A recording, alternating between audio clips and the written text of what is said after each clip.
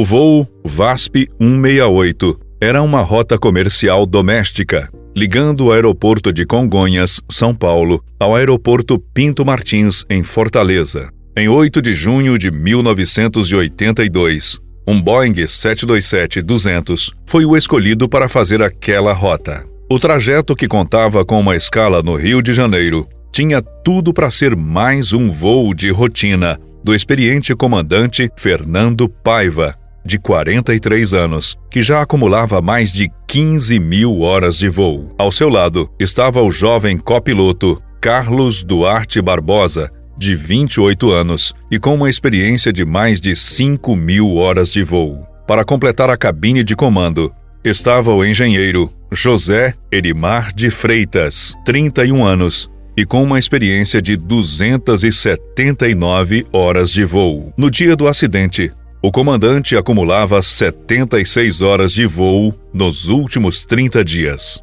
o que significa que ele estava próximo das 80 horas mensais recomendadas. Para alguns especialistas, isso pode ter sido um dos fatores responsáveis pela tragédia. Às 22 horas e 53 minutos, o jato da VASP decolava com destino ao Rio de Janeiro. Ainda no Rio, o avião recebeu mais pessoas, somando um total de 128 passageiros e 9 tripulantes, totalizando 137 pessoas a bordo do Boeing. E às 12 horas e 12 minutos da noite, o 727 deixava o solo carioca, com destino à sua rota final, o Ceará. A viagem seguia tranquilamente o seu trajeto e até aquele momento, tudo ocorria dentro do esperado. Os problemas começaram a surgir quando a tripulação se preparava para pousar cerca de 225 quilômetros de distância da capital cearense. Naquele momento, o comandante fez contato com a torre de controle e solicitou autorização para começar a descer.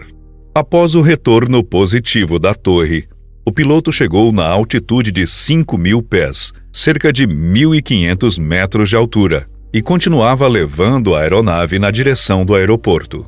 O problema é que o comandante não se deu conta da presença de uma grande formação rochosa no meio do caminho, conhecida como Serra da Aratanha.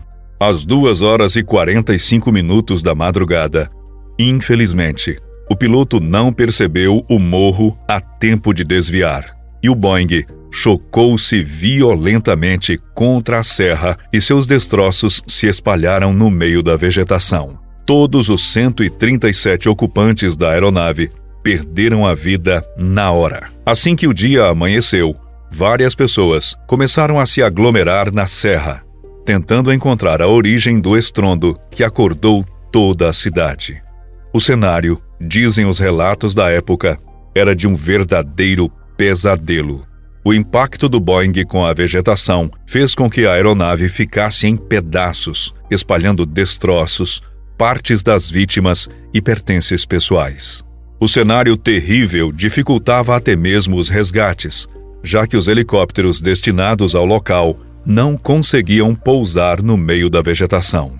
Logo que chegaram, os bombeiros perceberam que dificilmente encontrariam alguém com vida e tiveram imensa dificuldade até mesmo para resgatar os corpos. Infelizmente, muitas pessoas acabaram se aproveitando da situação para furtar os pertences das vítimas, e há relatos de várias pessoas levando dinheiro, joias e relógios para vender nas cidades ao redor do acidente. O CENIPA tratou de coordenar um relatório exaustivo sobre o acidente. O documento apontou para uma série de fatores que provavelmente contribuíram para a tragédia. Entre eles, um planejamento deficiente para o pouso, o descumprimento de normas referentes à altitude da aeronave e até mesmo indisciplina por parte da tripulação.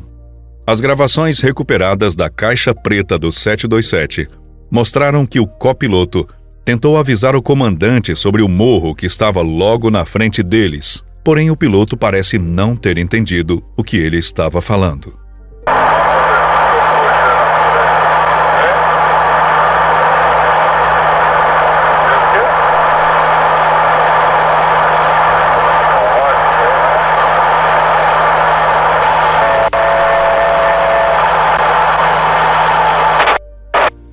O relatório fez algumas recomendações às companhias aéreas, fazendo com que as mesmas oferecessem melhores cursos e treinamentos para seus funcionários, principalmente no que diz respeito à execução de procedimentos operacionais.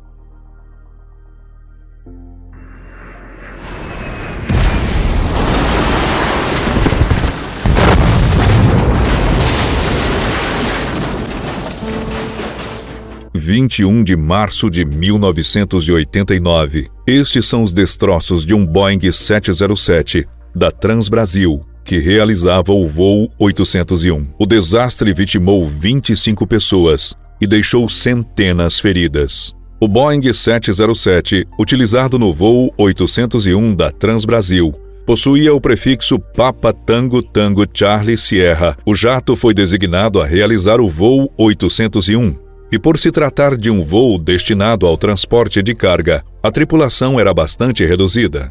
No comando do jato estava Ronaldo Carvalho Oliveira, de 39 anos. Ao seu lado estava o experiente comandante Dorival Scanavac, que estava atuando como copiloto e instrutor. Os dois ainda eram auxiliados pelo engenheiro de voo Giseldo Constantino, que completava a tripulação. Naquele dia, a aeronave saiu do Aeroporto Internacional de Manaus e tinha como destino o Aeroporto Internacional de Guarulhos, São Paulo, levando apenas cargas.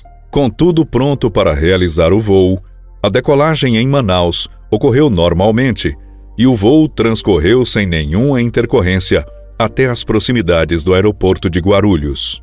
Mas os problemas surgiram durante a desaceleração. Neste momento, o Boeing 707 apresentou uma perda de altitude inesperada e o piloto, consequentemente, perdeu o controle da aeronave.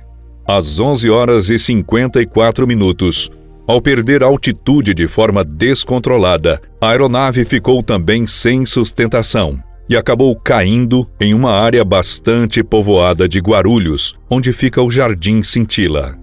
No momento da queda, o avião acabou atingindo vários veículos e residências, deixando um rastro de destruição pelas ruas. Para piorar, o tanque do 707 estava abastecido com 15 mil litros de combustível, provocando um grande incêndio no local da queda.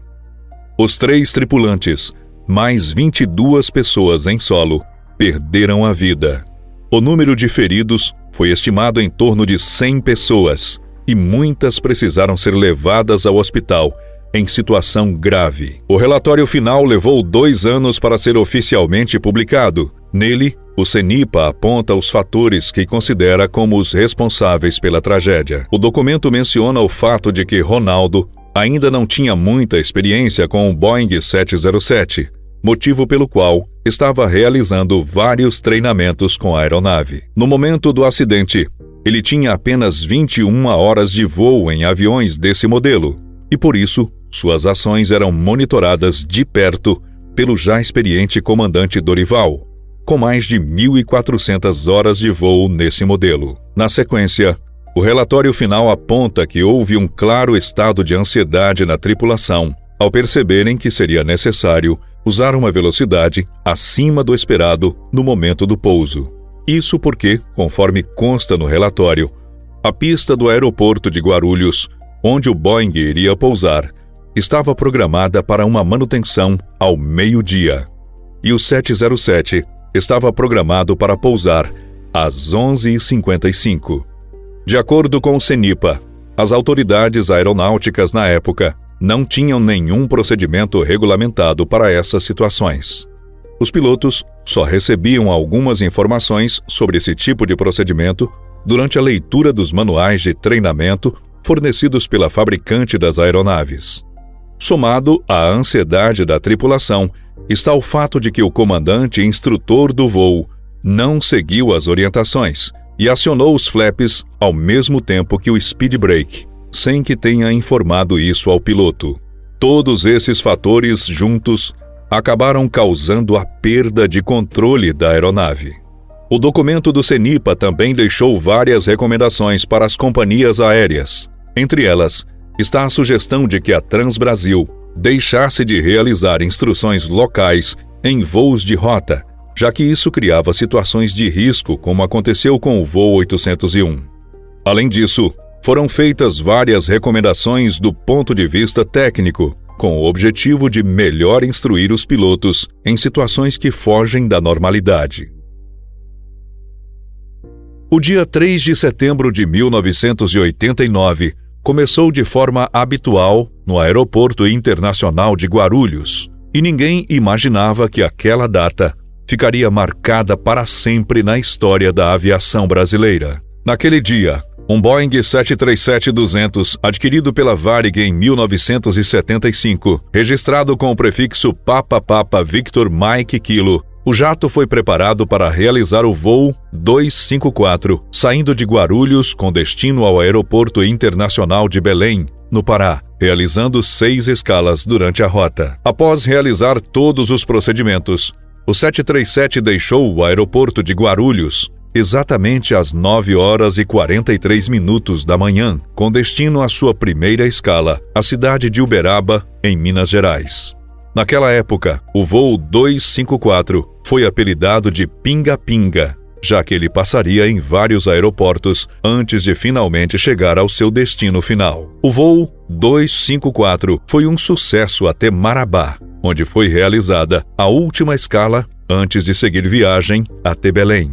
Depois de pousar em Marabá, às 17h08, o Boeing passou normalmente pelo processo de reabastecimento e decolou às 17h35, com destino a Belém, com 48 passageiros e 6 tripulantes. Vale ressaltar que na escala de Brasília, o 737 recebeu uma nova tripulação, tendo agora em seu comando o piloto César Augusto Pádula Garcês, de 32 anos de idade e com uma experiência de quase 7.000 horas de voo. Ao seu lado estava o copiloto Nilson de Souza Zilli, de 29 anos de idade e com uma experiência total de 884 horas de voo. Para realizar o primeiro contato com a torre de aproximação em Belém, a tripulação do Boeing 737 precisou fazer uma ponte com outra aeronave da Varig, que estava voando para Brasília.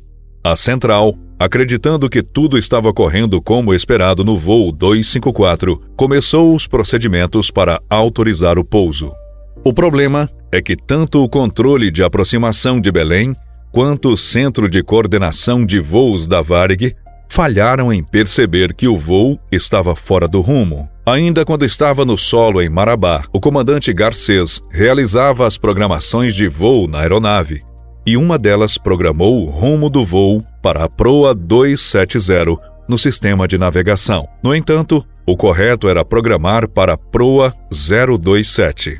O copiloto, por sua vez, não notou o erro, pois o mesmo estava fora da aeronave, realizando os procedimentos de inspeção externas. Com isso, o 737 seguiu por uma rota totalmente diferente daquela que havia sido estabelecida no plano de voo. Durante 3 horas, a tripulação do voo 254 da Varig voou sem saber exatamente onde estava. Sem conseguir contato com a torre, por volta das 20h30, os pilotos finalmente conseguiram se comunicar com os voos 231 e 266 da Varig, em uma ligação que durou 25 minutos. A conversa, no entanto, foi interrompida quando o piloto precisou fazer um pouso forçado. Ao perceber que o avião estava ficando sem combustível, o comandante se viu obrigado a fazer um pouso forçado em um ponto de vasta vegetação, cerca de 60 quilômetros ao norte de São José do Xingu. Ao chocar-se contra diversas árvores, o 737 sofreu diversos danos, provocando a morte de 12 ocupantes da aeronave. Além disso, entre os 42 sobreviventes, 17 foram posteriormente classificados com ferimentos graves e 25 com ferimentos leves. Como o erro não havia sido informado pela tripulação, as equipes de emergência encontraram uma grande dificuldade durante as buscas, o que retardou os salvamentos. De forma heróica, 4 sobreviventes caminharam mais de 40 quilômetros no meio da selva, chegando até uma fazenda no dia 5 de setembro. Lá, eles foram levados até outra propriedade que tinha acesso a um sistema de rádio. Por conta dos esforços desses 4 sobreviventes, a Força Aérea Brasileira foi finalmente alertada sobre o local aproximado do acidente. Os outros sobreviventes foram resgatados apenas na noite do dia 5, após várias horas de desespero no meio da selva. As autoridades trabalhavam com a hipótese de falha humana para explicar as causas do acidente. Houve um grande burburinho sobre a possibilidade da tripulação ter se distraído com o jogo entre Brasil e Chile pelas eliminatórias da Copa de 1990, que acontecia naquele dia. Porém, conforme as investigações apontariam mais tarde, a falha estava no plano de voo, no documento fornecido à tripulação. No plano do voo 254, a Varig havia colocado o valor 0270, indicando a direção que deveria ser tomada pela aeronave. Sem entrar em muitos detalhes técnicos, a forma como o número foi representado pela companhia fez com que o piloto interpretasse a direção como 270 graus, ou seja, proa 270, desconsiderando o zero à esquerda, e não 027, como deveria ser. A Varig escrevia a direção dessa forma por conta das suas aeronaves DC-10, que utilizavam o chamado Sistema de Navegação Inercial, ou INS, que exigiam que os valores fossem informados dessa forma. Durante os treinamentos fornecidos pela companhia, os pilotos foram instruídos sobre a interpretação diferente que deveria ser dada no caso de voos envolvendo os Boeing 737, que não utilizavam o INS. Mesmo assim, durante um teste realizado pela companhia após o acidente, 15 de 21 pilotos cometeram o mesmo erro que a tripulação do voo 254, o que deixa evidente que a informação realmente era ambígua e confusa.